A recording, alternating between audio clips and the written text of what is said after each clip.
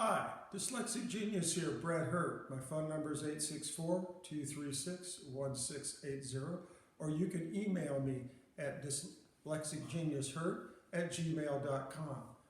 My ass is tired because I drove 6 hours round trip. I had a phone call about a phonograph. I said, I'll be happy to go look at it. So we did this. And what this is a Victor 4 IV. This is one of the few mahogany machines that Victor made.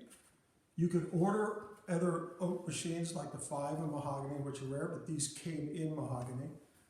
The Victor the 6, the top line, also came in mahogany. These sold for $50 new, and at the end of production, it was around $57.50, and they were from 1905 to the 1920s.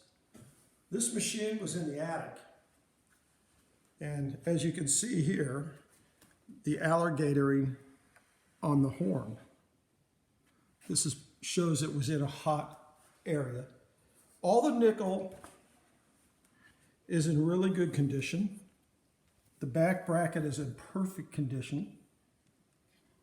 And what's interesting, they kept everything on the everything in the cabinet, and look at the finish on the handle here, the mahogany. But what do you notice is that it doesn't have a lot of dirt and grime. You got one little spot right here, but usually that's what they look like.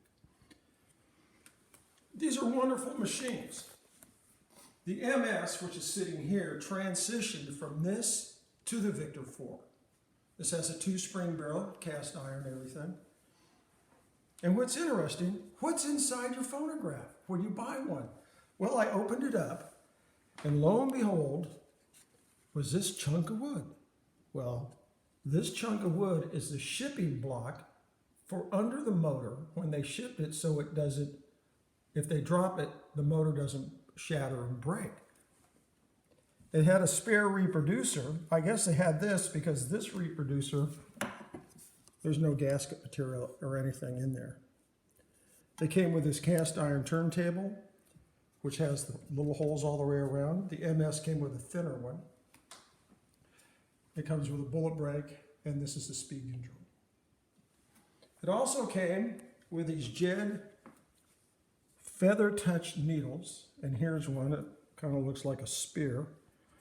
It came with this book. This was all in the inside of the cabinet. And when I looked down, I saw these little black records, and I went, oh my God, there's Berliners in here. Nope, didn't win that one. The hobby's a lot of fun. So let me show you a few things. You can see the spear point. These here, this is why the horn is called a spear point horn. These are feather-like, these things are really, really light. They did a beautiful cabinet with the end pieces here, this tapered like Roman look. Here's the ID tag. Here's the little diamond thing to open it up. It wraps all the way around. Wonderful machine. It has a lot of nicks and scratches.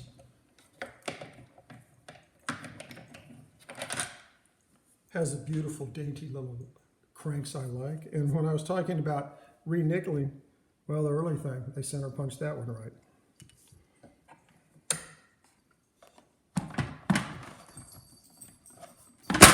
Yeah, I guess that's not going to come up.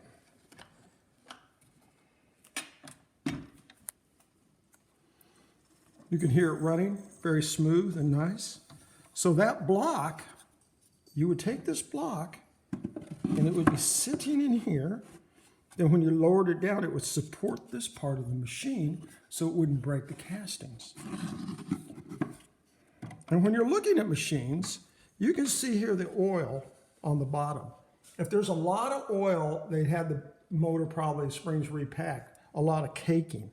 But you see, you don't have a lot of caking on this machine. That's because on the crank isn't dirty from hand sweat and touch and dirt. So that's what they looked like when they were brand new. These are wonderful machines.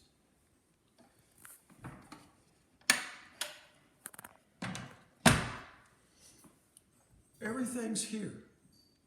You know, I love this hobby. And what's the fun thing is finding stuff in it Years ago, 30 years ago, a friend of mine bought a credenza. He opened up the back and he found a pair of ladies' silk nylons. I thought, wow, that's cool. You know, this hobby is a lot of fun, and that's my tip for the day.